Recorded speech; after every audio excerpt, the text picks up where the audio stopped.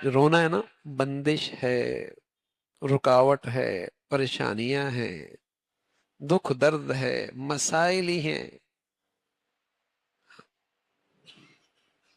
اس لیے کہ آج زندگیاں ان مسنون اعمال سے خالی ہو گئی. نہ صرف یہ کہ خالی ہو گئی، ان کی اہمیت بھی نہ رہی. یار اس سے کیا ہوتا ہے؟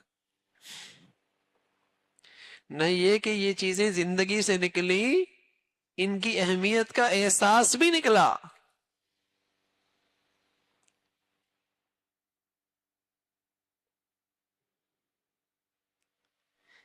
تو میرے عزیزو، ایمان بڑھیا تو اس کی زندگی میں دعاؤں کا حصہ بڑھیا.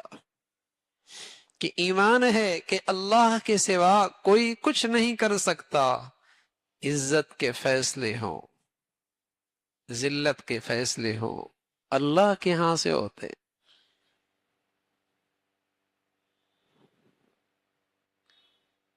میرے مسئلے کا حل اللہ نہ چاہے تو کون کر سکتا حل؟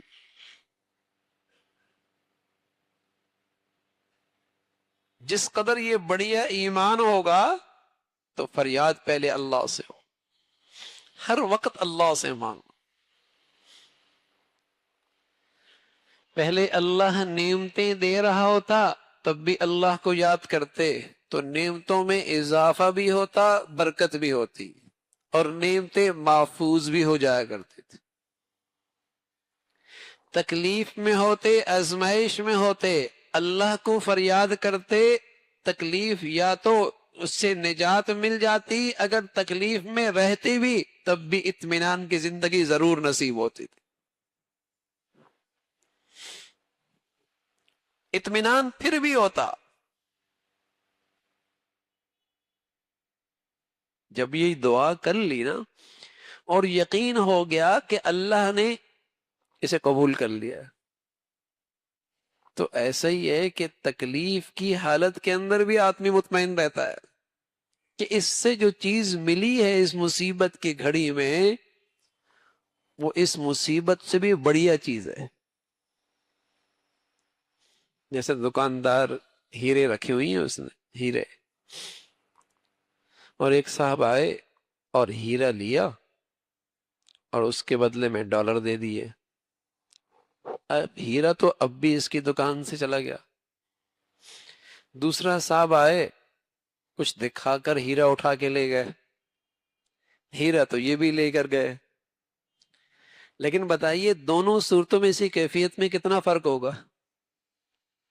جو دکھا کر لے گیا اور دیا کچھ نہیں، اس وقت کیا کیفیت ہوگی؟ اور جس نے ہیرا لیا اور ڈالر دے دیے، وہ بھی لے کر گیا ہے، لے کر دونوں گئے، لیکن دونوں میں دکاندار کی سوچ میں، اطمینان میں زمین و آسمان کا فرق ہوگا. جس نے ڈالر دیے اس کے بارے میں تو خیال ہوگا کہ میاں ایک اور لے جاؤ، ایک اور لے جاؤ. اور جو کچھ دکھا کر لے گیا تو رات کی نیندیں بھی ساتھ لے گیا. یہ فرق ہے نا. ہاں، مصیبت آئی لیکن یقین ہو گیا کہ دعاؤں کی برکت سے اللہ نے اس سے بہتر چیز دے دی، تو انشاءاللہ اطمینان ہو گیا کہ اس سے بڑھیا چیز آ گئی. اور مصیبت آئی اور کچھ ملنے کا خیال نہ رہا، یقین نہ رہا، یوں ہی مصیبت آ گئی، راتوں کی نیندیں اڑ گئی. یہ فرق ہے، یہ بڑا فرق ہے. تو دنیا کے مصائب نیک بد دونوں پر آتے ہیں، دنیا کے حالات نیک بد دونوں پر آتے ہیں، لیکن فرق یہ ہے جسے اللہ کی معرفت نصیب ہوتی ہے وہ نیکی، وہ آزمائش کے اندر بھی کما رہا ہوتا ہے اور مطمئن ہوتا ہے. جو نیک آدمی ہوتا ہے وہ مصیبت اور آزمائش کے اندر بھی کمائی کر رہا ہوتا ہے اور مطمئن ہوتا ہے. ام سلمہ رضی اللہ تعالی عنہ حضور علیہ الصلوۃ والسلام سے سن رکھا تھا، آدمی کسی مصیبت میں آ جائے اور اللہ سے دعا کر لے، اللہ اس مصیبت میں مجھے اس سے بہتر چیز عطا فرما دے. یہ سن رکھا تھا. شوہر کا انتقال ہو گیا، شوہر کا انتقال ہو گیا ابو سلمہ کا۔ ام سلمہ کہنے لگی میں نے اللہ کے نبی صلی اللہ علیہ وسلم کی یہ دعا سن رکھی تھی کہ مصیبت گھڑی میں کیا دعا کرنی چاہیے کہ اللہ مجھے اس سے بہتر چیز عطا فرما دے، لیکن خیال پھر آتا کہ ابو سلمہ سے بہتر چیز مجھے کیا ملے گی؟ شوہر ہی چلا گیا اور وہ بھی ابو سلمہ جیسا شوہر، اب مجھے بہتر چیز کیا ملے گی؟ لیکن اپنے نبی کی بات پہ یقین بھی تھا، دعا مانگتی رہی، لیکن پھر وسوسہ بھی آتا ابو سلمہ سے بہتر کون ملے گا؟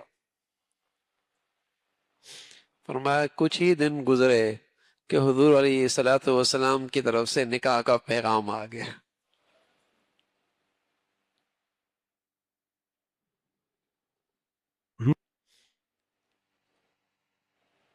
تو ہر گھڑی کے اللہ کے نبی نے دعا سکھائی، اس وقت کیا مانگنا ہے؟ تو مصیبت کی گھڑی میں، آزمائش کی گھڑی میں اگر دعا کی دولت مل گئی تو کچھ نہیں گیا، بڑھیا دولت آ گئی۔